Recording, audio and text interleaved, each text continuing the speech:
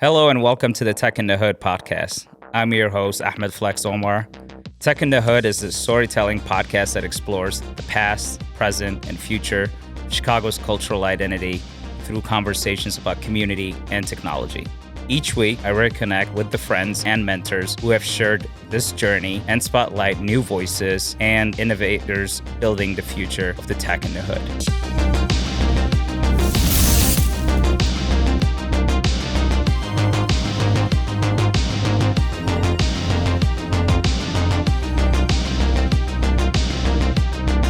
Hello guys, welcome back to Tech in the Hood. And today I have a special guest with me, my dear friend, Stephanie Yousif. Stephanie, how are you? I'm great, Flex. How are you? Good. It's so great to have you here on the show. Oh, always a pleasure to see you and be with you. Awesome. So, okay, tell me, how do you want to tell the world, how do we know each other?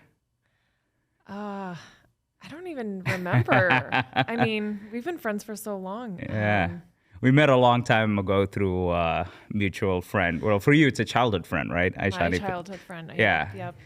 And she will be just upset if I don't mention her on the show. You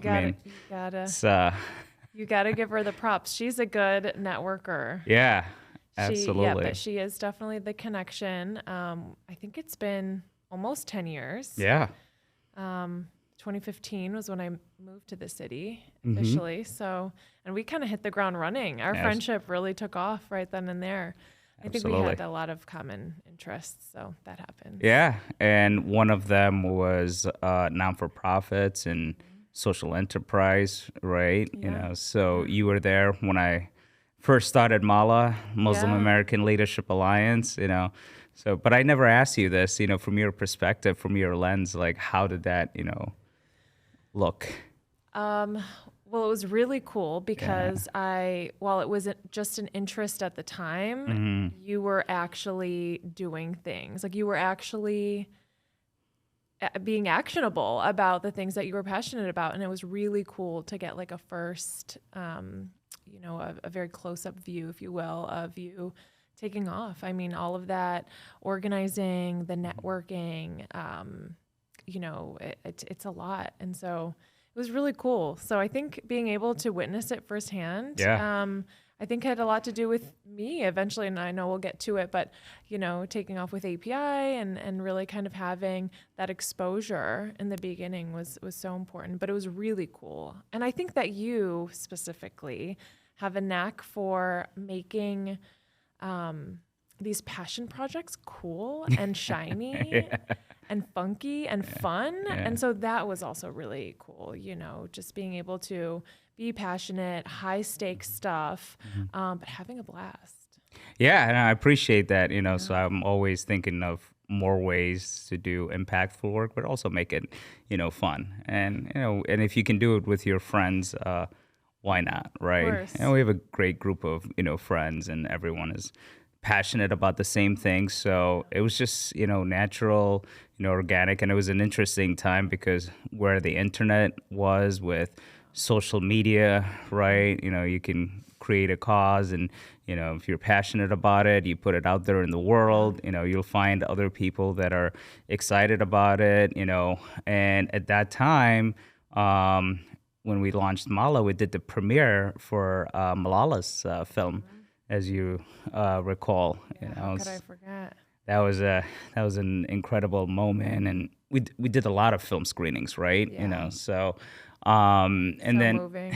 Right, absolutely, you know. So, and we'll get to kind of like your journey and, you know, social enterprise and, you know, the work, you know, that you've done that I'm very proud of, but I'm really curious about kind of like your journey first, your background, right? So the audience, you know your background. You know, you're Assyrian, not Syrian, Correct. Assyrian.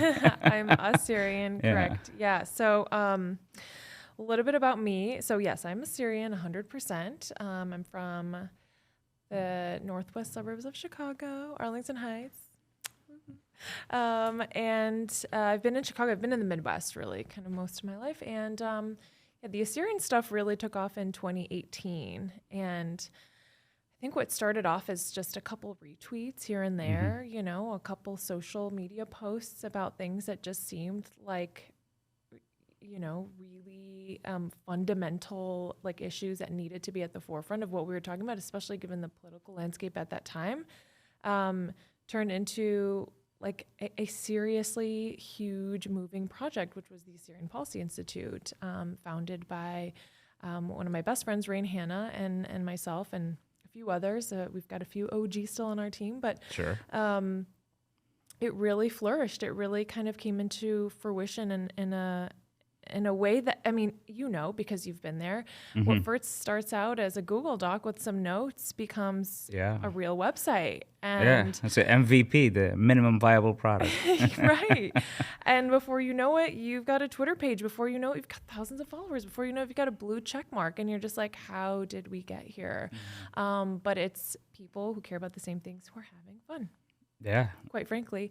And so that happened in 2018, and at the time, I was still at my old job. I was in the metal fabrication and finishing industry. Okay. So really sexy stuff there. Yeah. But that was, you know, before I really made the transition into tech, and that was in 2020, so just a few years later. What did you major in school? In undergrad, I was a religious studies major and an Arabic minor. Yeah. And in How good is your Arabic? It's okay. It's all right. You know the answer. We're not gonna administer a test. That's all right. Oh my gosh. Well, please don't. You know, but good old Arabic. I loved it. Oh my gosh. I mean, you know, I love the language. I love the music. I just love the culture. So had to throw it in there. But went back to school a couple years ago and got my MBA. So. Yeah. All across the, you know, I got a little bit of everything. And then you going went to on. Iowa. And I got my MBA from the Tippie College of Business at University of Iowa. Yeah. Do you ever see yourself getting a master's in business, or what? When did you make that decision? You know, so in the beginning, I thought I was going to go to business school because I've got an old immigrant father who's like, you need to do business. Yes. Oh, so you're not being a doctor and you're not going to be an attorney. Not an engineer. You're going to business school, right? And it's like, actually, no, I'm going into the humanities. And they're like, come again, you know? And so, you know, my father will tell you, I always knew she was going to go to business school, but the truth is, no, I didn't. I really thought I was going to run with the passion project portion of me and kind of see that through. But I realized that you can kind of marry the two, the money hungry part of you, the part of you that wants to, you know, have a cool life, and then the part of you that is passionate about, you know, social enterprise, social issues, and so, yeah. The short answer is no. I didn't know. Yeah. Okay. Well then, and then you got into tech, right, and working in the technology sector, right? So religious studies, MBA, technology. Yeah. So explain that. So I'm a tech saleswoman. I'm currently at Qualtrics, which is an experience management platform. But I come from DocuSign, and DocuSign is obviously a little bit more familiar, kind of a household name. But I made my transition into sales and you know, tech sales specifically, and I kind of loved it. Oh my God, I love the rush. Yeah. I absolutely love it. So yes, quite the journey, but I love where I'm at. So when you got hired, right, you know, what were they looking for? So let's say with DocuSign, so let's say there's someone that's listening right now and it's like, oh, well, I'm interested in getting into tech, you know, so can you shed some light? Yeah, absolutely. Well, I'll tell you what, they were certainly not looking for a religious studies major who had a background in manufacturing. So yes, there's always a way, and it's really about being creative. So actually, when I was looking into roles, when I decided I was going to make the transition, and we were like peak COVID, right? Peak pandemic, I should say, and So the tech industry was booming. I mean, it was like the hot thing to do. It was the hot place to be. And I was adamant about getting into that party, and I was going to do whatever it took. And so I got a little creative. The role that I was working for at DocuSign was specific. So it was a vertical that I was working in, which was manufacturing and retail. And so I leveraged my background in manufacturing and really highlighted the skills that I thought would be transferable to a role in tech. And so it was really, I mean, I got the creative juices going when I was interviewing, to say the least, to just sell yourself, you know? Right. So when you go back in time and you're talking about the manufacturing industry, and that was a family business, right? But what you learned, early on is people skills, right? Absolutely, fundamental skills. So yes, it was a family business, a business that is near and dear to my heart. I do love the place. I mean, I grew up there. But I sold myself on the fact that I was, shifting over. And so I basically sold the idea that the people that I was now going to be selling to were the people that I know better than I know anyone else. These are people whose hands I've been shaking for the last 6 years. These are people who I've got on speed dial. I know these people better than most people in tech know these people, right? And so it's all about knowing your buyer. Right. And that was the theme I really stuck with throughout the interview process. I will say, because I imagine that this is kind of where you're going with this, is the market's pretty saturated, and we have the pandemic to thank for that, right? And I think the tech industry just became, like I said, the party to be at. And so it's become really saturated, and so it's all about setting yourself apart.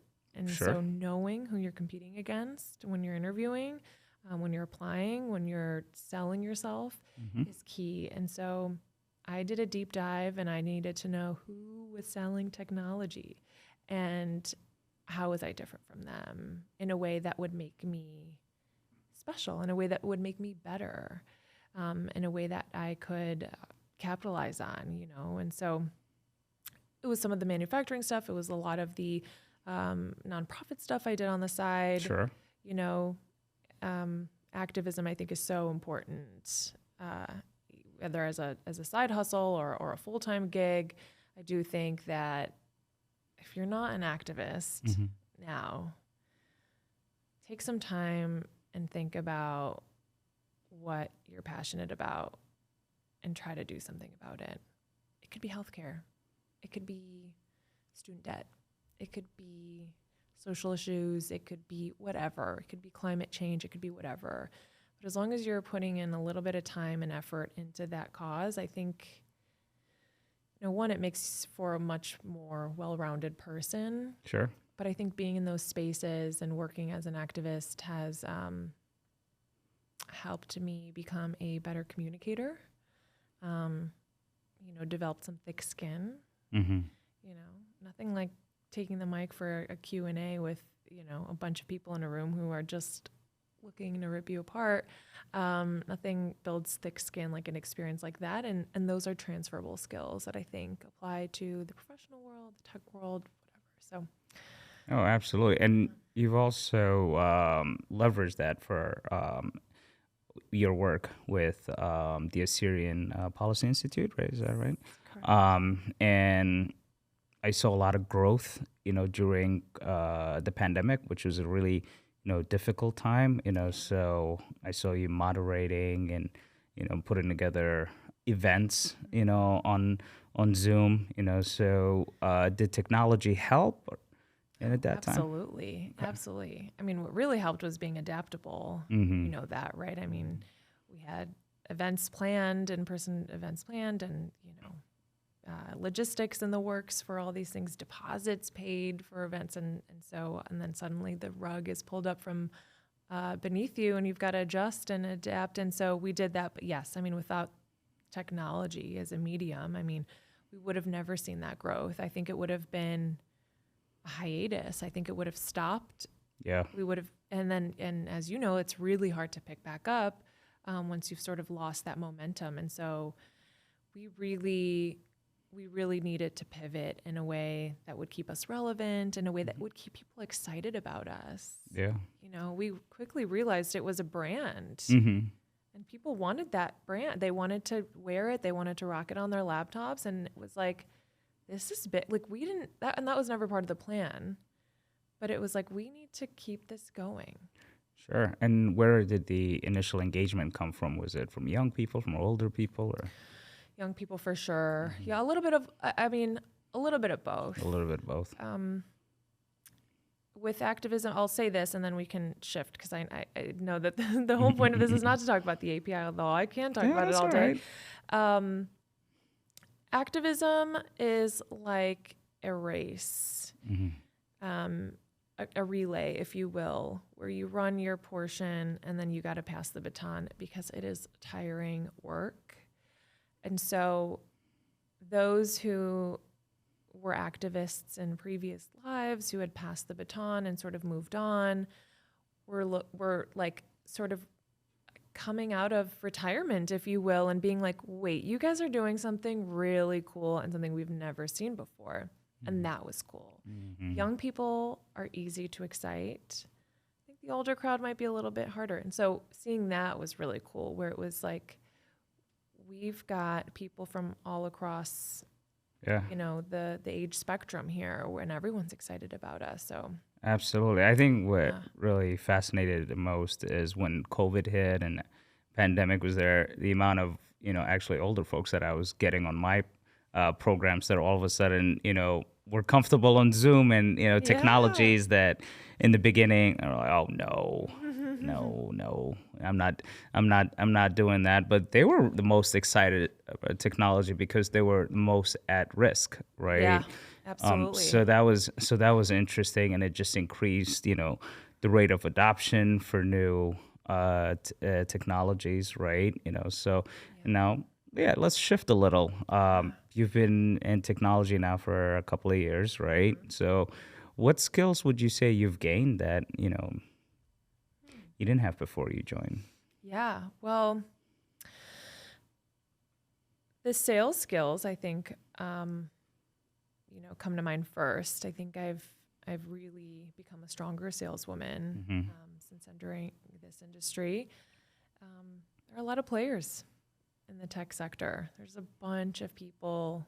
There are people coming, you know, building their proprietary software platforms every day, and everyone's just fighting for their piece of the land, and as they should, right? And so I think working for products that I really believed in was also really cool. But the skills that I think I've built that have transferred both, you know, into my life personally, into my, you know, the nonprofit work are, you know, the communication skills. Being able to communicate over chat is different than communicating in person, right? And so I can enunciate in person, and in text I've got to figure out how to creatively get emotion across. We say chat, right? Using Slack. Oh, using Slack. Have you used Slack before you got into the tech industry? Yeah. Oh my gosh, I love Slack. I can't live without Slack. Well, for the audience, if someone's not familiar with Slack, how would you define it? Slack is a communications platform. I think utilized primarily by, I would say probably by everybody, but now for at sure. At this point, but we're Slack OGs. We've been around for a while. I mean, that was one of the tools that I used to launch Mala. Yeah. You know, so 2015, Slack was in beta, and I was doing my volunteer management. Yeah. I was going to websites such as idealist.org and just getting in students. Some of them were even PhDs that were working on projects. I'll just drop the assignments in the general channel and put a due date, and whoever, you know, grabbed it, a person was accountable, you know, for it. And then I'll create different channels, you know. So one of the channels would be a book club, you know, so I'd encourage everyone to share like what they were reading and make friends, So I'm still in touch with, a lot of those, young people from back then. But Yeah. it was really cool. So we had a head of R&D at the time, Mr. Albert Pack, Oh, who's yeah.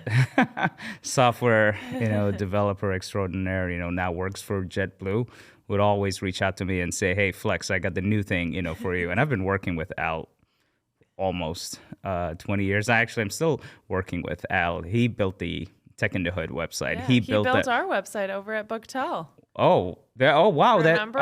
yeah, that's Yeah. right. That's right. And I I kept connected you You guys. did. Do you remember I kept calling him AI because you introduced us over email, and I go, That's funny.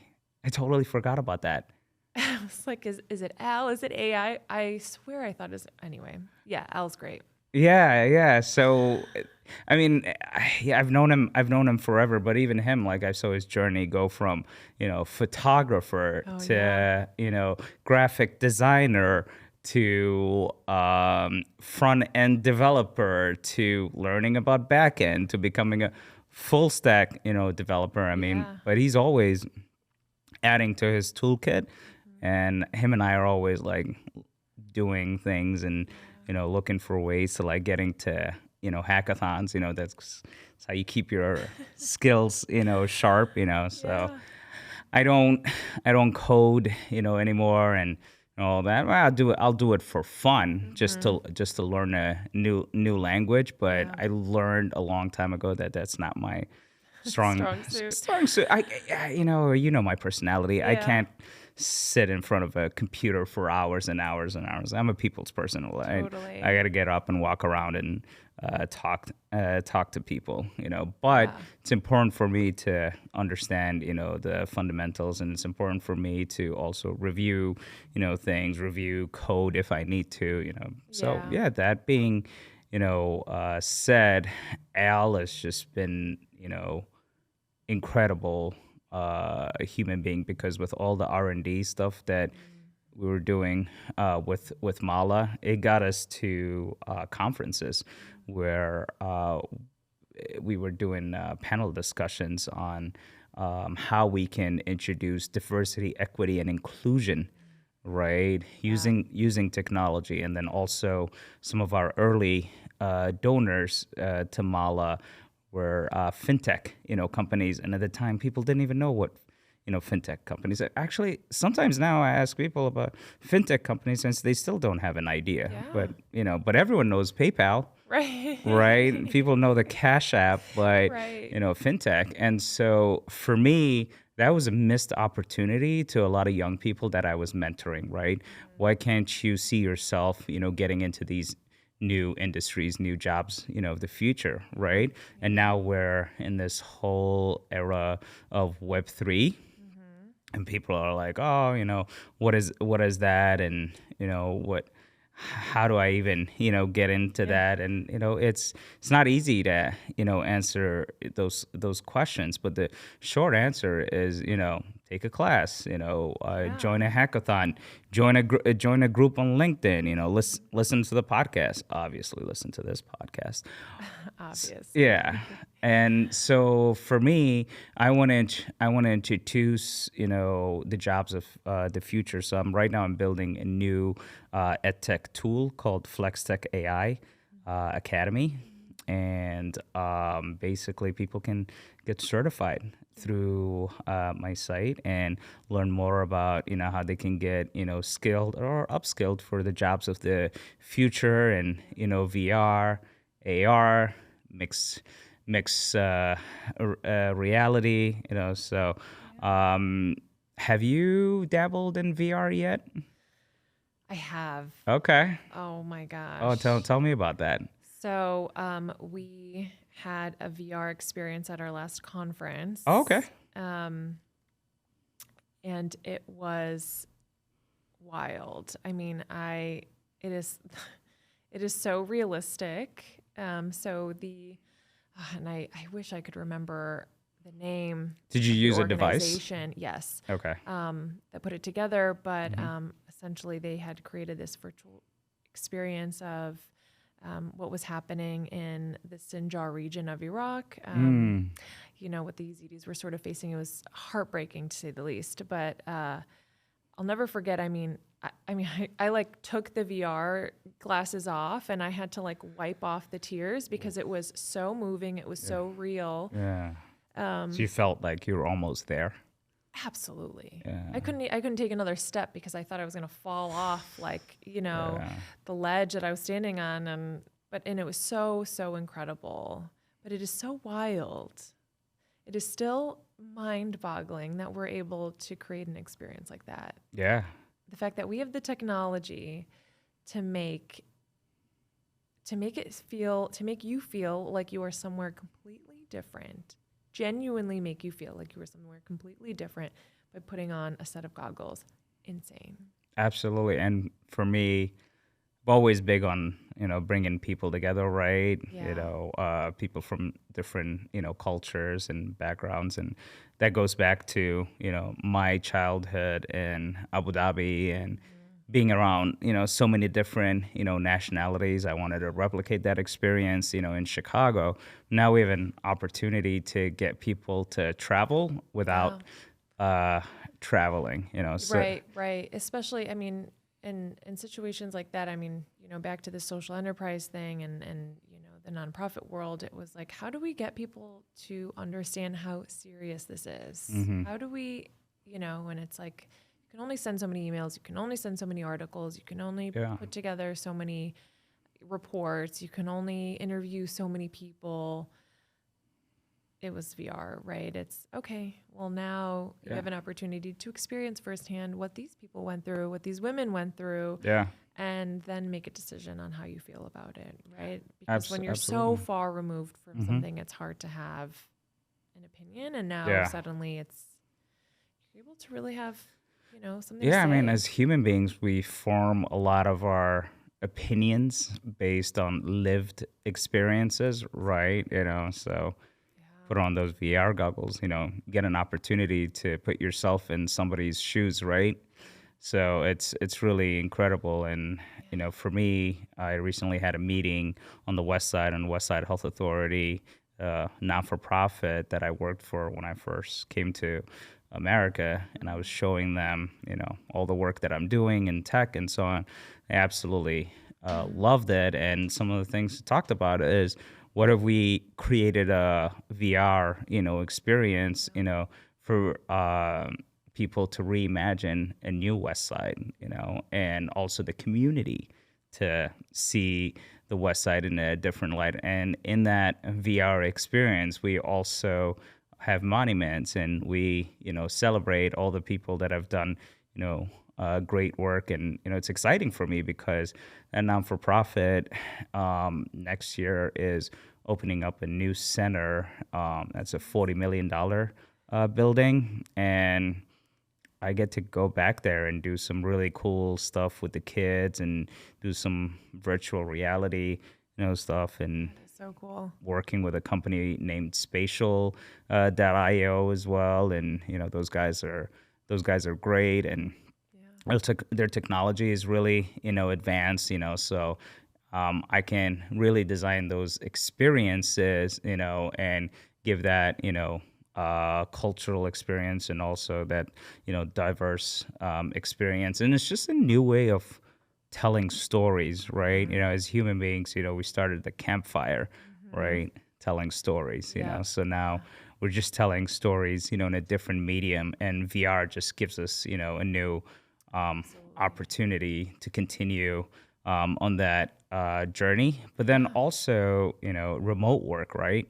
You know, so the future of work with the augmented reality. I mean, you and I are sitting here in a studio right now, but technically, you and I could be, you know, at home, and we can simulate a studio, you know, experience if we put our Oculus, you know, Pros on and you know, such device, you know. So, and to me, that's really incredible, because some of the things that, you know, you can do is you can host a whiteboarding session, but you don't have to be in the room with everybody. And so, and that's what the pandemic taught us, right? Absolutely. You got to be flexible. Yeah, you got to be flexible. Love that. Yeah, that's definitely going as a tag. Yeah, I honestly, I'm Yes. surprised you haven't It's going yet. to tag. It's going to go on tag. It's all right. Just so many. You know what's interesting? So many people have been using the word flex after the pandemic. Yes. That I'm like, I don't even have to do anything anymore. Yep. I'm good with where I Your am. brand's just working. Yeah, it's working for me. I mean, even WeWork. On hours, and off working on a hours. WeWork is like future is flex. Yeah. Future is flex spaces. And you're like, are they talking about me? People are calling themselves flexperts. Oh my goodness. Is that the new yeah, oh, It's that's the verb. so funny. What's the verb? That's it. Flexpert. Yeah. I love that. So yeah, so like the reason I'm doing, this podcast, obviously I'm passionate about storytelling, but what I also, want to do is when I build the edtech platform, right? And I'm targeting, kids from marginalized, communities, right? Kids on the south side, the west side, and kids that are, refugees, for example. I'd love for them, to have mentors, and also I'd love for them to hear, stories, stories such as, yourself, so they can see themselves in these spaces, right? And in corporate America, and representation is really, important, right? Oh my gosh, critical. Mm-hmm. Yeah. So now going back, to you, like, I mean, we're talking about women in sales and, women in tech, what's the percentage of, Oh, I couldn't tell you the percentage, but it is low. Mm-hmm. I'm one of 2 women on my team, and there are about 11 of us. Mm-hmm. So certainly the minority across all departments, I think, in tech. Sure. But specifically in sales, I would say it's normal to be the minority there. But yeah, I think mentorship is huge. I think it's mission critical. I think representation is even bigger. I mean, being able to see, as a woman, your career aspirations realized by somebody else is so big. I mean, I know it's kind of like a buzzword and everyone says representation matters. And I don't think until you really see it, you really see somebody who looks like you, comes from a similar background, in a position that you inspire to be in, you don't quite understand how important it is. And so, yeah, I would say mentorship is huge. I think for me specifically, it's always been, top of mind to find somebody that I can learn from, who I can look up to. I feel like I'm constantly, my eyes are peeled for like, Mm-hmm. The woman who's got it, who's got her career, who's got her family life, who's got a lot of the skills that I aspire to have, and just learn from them, and that just, and I realize that can be intimidating too. So I do just want to say that as a woman and, having mentored a couple amazing women, Sure.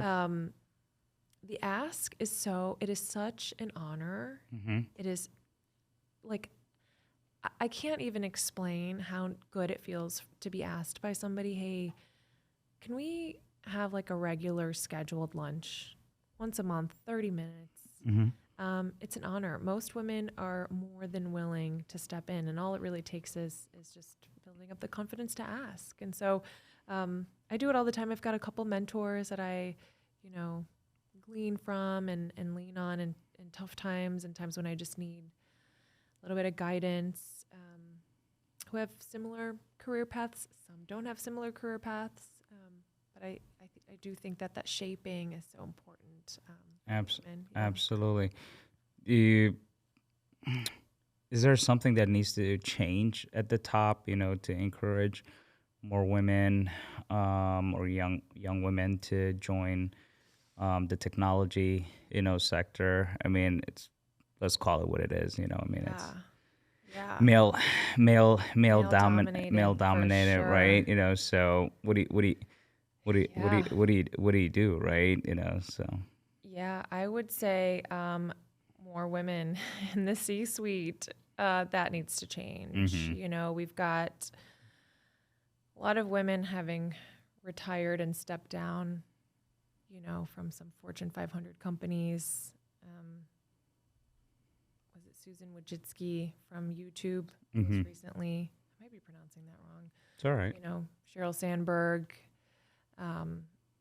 Meg Whitman. We had some really amazing women who were leading some of the top tech companies, and were, replaced by men most recently. And that's okay, right? But I think that back to the representation thing, it's, I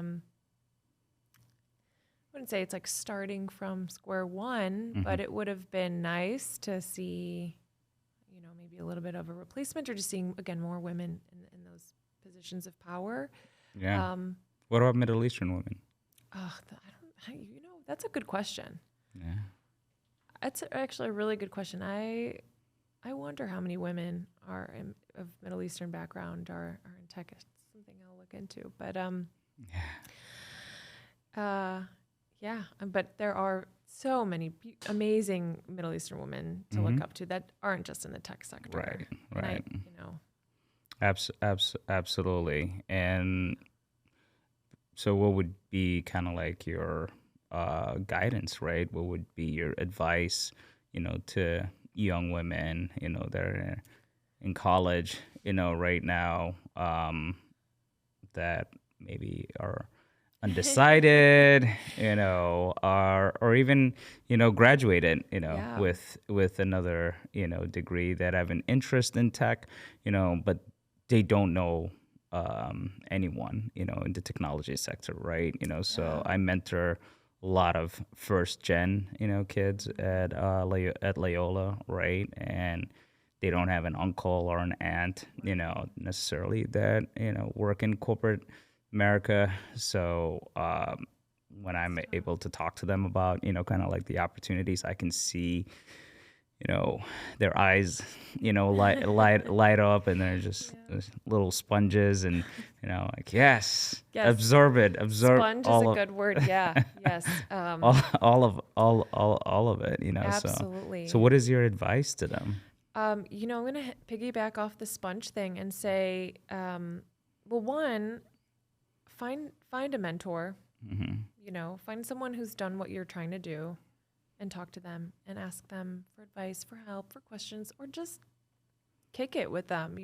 Just being around that kind of energy for me is huge. When I'm around a winner, I'm like shoulders wide, back straight. It just does something to me. And I imagine it would do the same for most people, but find a winner to be around. Ask them, right? Talk to them, ask them for advice, and then be that sponge, right? Be coachable. I think is like a big one, is just asking for feedback, having thick skin, Let's talk about that. So thick skin, right? Thick skin is huge. Okay. I know. Because adversity is part of life, right? Oh, yes. And in corporate America, I mean, no feelings are spared. They will tell you how they feel when they're feeling. It doesn't, your feelings don't matter. And so, I think having thick skin is huge in the context of that feedback. So, being able to stay coachable, be that sponge, take it all in. You're in a learner seat forever. You're we're students of life. But especially in as far as tech is concerned, and wanting to develop a career out of that, I think just being able to take in as much as you can, not take things personally. I feel like I can speak to this because I didn't always have thick skin, and I used to take things personally all the time. Sure. And I realized how hindering it was to my progress. And so there's nothing like dropping a bad habit when you realize, how yucky it could be to your development, for lack of a better term. I do think having thick skin at work, I mean, in real life, look, somebody might especially in sales, right? Oh my gosh. How many no's do you get before you get a yes? And also, sales Did you ever take a course on sales in school? Yeah, absolutely. Okay. Absolutely. And sales is different in tech than it is in medical device. It's, the approach is different, but the idea is the same, right? Sure. You want to make a deal with somebody. Right. That takes negotiating. That takes, like you said, a lot of no's. It was funny when you asked me how many no's did I get, and I was like, today, Yeah. a lot. It takes a lot of phone calls and a lot of emails, a lot of grit, persistence, and eventually someone's like, all right, talk to me. What is it? What do you got to say? And that's your opportunity. That's your window. And that is huge. There's nothing wrong with persistence. Absolutely not. Polite persistence. Polite persistence. Yeah. Look, I've got people who are like, hey, we're good. I've got people who are like, F off, and I take them both the same. Sure. And I don't take it personally because I don't imagine that they, are coming for me, who I am as a person. I think that they just see me as a sales rep, and that's fine. That I think makes it easier to take it less personally, right? So persistence is a must. Well, like you said, polite persistence. What about LinkedIn? Do you feel like LinkedIn helps? Oh my gosh, I can't live without LinkedIn. I feel like I'm on LinkedIn like every 10 minutes. It's my social media platform of choice. Was it always the social media of choice? Oh no. It's gotten cooler. Oh, it's gotten so cool. Yeah. You use it, right? Yeah. Oh yeah, absolutely. Yeah. Oh, I live on Navigator. I'm always on LinkedIn Sales Navigator. Quick plug. Yes, I mean, oh my God, it's critical to my job. It's critical to my role. I'm really lucky to work for a company that has an impressive tech stack.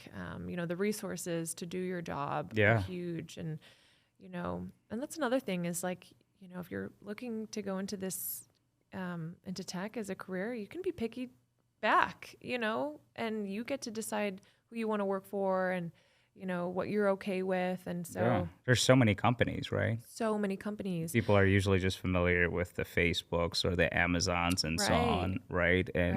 But if you're using LinkedIn and you build a network, are you navigating it the right way, you're going to discover so many more opportunities, right? Absolutely. Back to the being adaptable point you said, it helped bring a face to the sales calls. I'm not just a person behind the computer screen. I'm actually a person. Yeah. And if you take a look at my LinkedIn page, you would know that I not only, am a tech saleswoman, I also have a lot of nonprofit work, in my background. I speak a bunch of languages and I have all these cool interests. And I've had, like you said, a very unorthodox journey that is cool, right? And I think that is something that's been helpful for me as a seller is I have the opportunity to do the same to other people. So if I'm prospecting into an account, I get to know a little bit about this person. They were in the Marines. That's awesome. That takes a different kind of grit that I don't know, but it's cool to know that. Now I've got a little bit more context to go off of. And so LinkedIn is yes, absolutely a very powerful tool, and I'm so grateful for it. No, absolutely. And you mentioned earlier tech stack. Yeah. What do you mean by that for somebody that's listening and they don't understand what a tech stack means? Yep. So the tech stack refers to the tech resources your company utilizes for their employees. So at Qualtrics, we use a specific CRM. We use Slack, like we mentioned earlier. Different tech resources that make it easier to do my job, LinkedIn Sales Navigator, whatever it is. And those have been thoughtfully chosen out based on, research, based on feedback. We're an experience management company, so feedback is huge, but, it's not a coincidence that we're using some of the best products. We've got people who have requested these things. We have people who have used these products, these platforms, and want them. And so having a company that listens to their employees is also really big, right? Because now we're able to sort of communicate upwards, and they're listening. Yeah, So absolutely. And, so all those are products, right? Or correct. tech products. Yep. So did you get trained on them right away when you started? And Oh yeah. Oh my gosh, absolutely. It's so necessary. You need somebody who is like a guru, and there's always one person who's really good at each one, right? You've got your outreach guy, the black belt of yes. Slack. You've got right. Here's how to, best utilize this, and here's how to, and so you need those people, and those people aren't always your managers. Let's just, say that too, because I've had run-ins where, I've got a laundry list of like questions related to the tech stack, how to, best utilize these resources. And, I get sort of, rerouted, if you will, to sometimes somebody, in a completely different department, in a completely different role. And so, you do get trained, but a lot of it is, learning on your own. I've watched, hours of YouTube on just how to use some of YouTube these University. products. Oh my gosh. Shout out YouTube. Like really, where would we be without YouTube? Yeah, absolutely. I probably watched a few hours of YouTube on, new technologies. So, and we're in a creator, economy, right? So yeah. Supporting. I guess we should say shout out to those who record, do the screen recordings and upload them for no reason. I mean, obviously for a reason, but just to help. They're getting paid. Well, no, they're passionate. I mean, if you were not passionate about what you're doing, right. you wouldn't, do it. Absolutely. But we live in that world, right? Yeah. That if you can marry, passion, and skills, and add in technology, and magic, can happen, right? But it's a matter of also, it might not happen, right away, right? So patience, is key. I just came up with the idea for Tech in the Hood. The timing was just not right. I was still at Mala, but now when I started Flex Tech, like, well, how can I educate people, and how can I introduce, Flex Tech, to the community? And I'm like, obviously through Tech in the Hood, and having these type of conversations, that are very, rich, and, hopefully, the audience, leave comments, engage, and, we learn from them, as well. Absolutely. And so for me, I learned so much by interviewing, folks. And but I have one last question, for you. Please. What are your, future goals? Future goals. Well, the first one, the most immediate one, is to really just develop as a saleswoman. Kind of moving up market has been huge for my development, but sharpening those skills, just becoming a better listener. Yeah. And being able to just understand people, and I think that just comes with time, comes with experience. So becoming a better saleswoman would be the first one. Becoming a stronger advocate for my community, is always at the top of the list for me in terms of what I want to improve at. I think every community needs a voice. And so, we've kind of become that de facto voice. And we're really proud of that. But absolutely. I think those two would do it for me. How about you? What are your goals? Oh, my goals. Next month. Same time next week? Sure.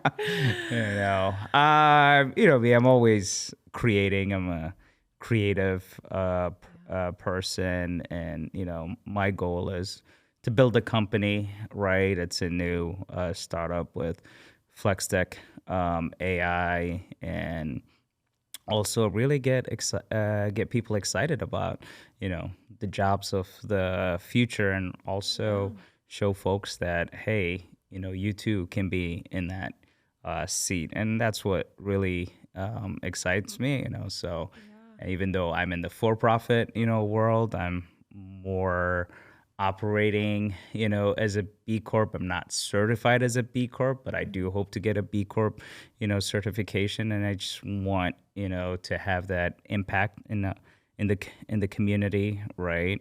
So arts and culture and the work that we're doing is really, important as well. We're supporting artists as well through the technologies that we're doing, so some of the virtual reality So cool. work that Yeah. we're doing as we're building, galleries, Yeah.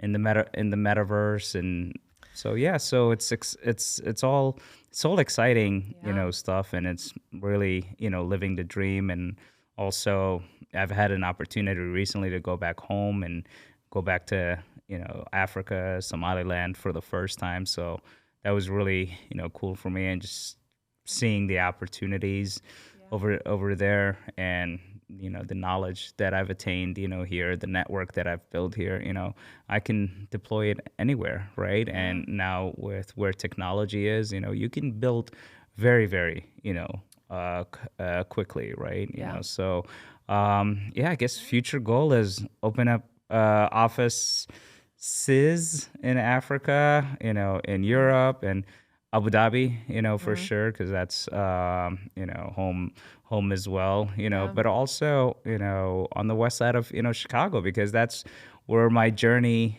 Yeah, that's in home too. Yeah. tech started. So that's Yeah. that's home too. And I would love to, take you there so you can meet, Let's do it. the community, the West Side Health Authority. I'd love to have the kids, hear your story. I'd love, for you to kind of like see that part of my, journey, because it's near and dear to me. Yeah, I'd love that. Absolutely. Awesome, awesome. Well, Stephanie, it's been an incredible Always a pleasure. interview and having you here, and thank you for making the time. I know you're very busy.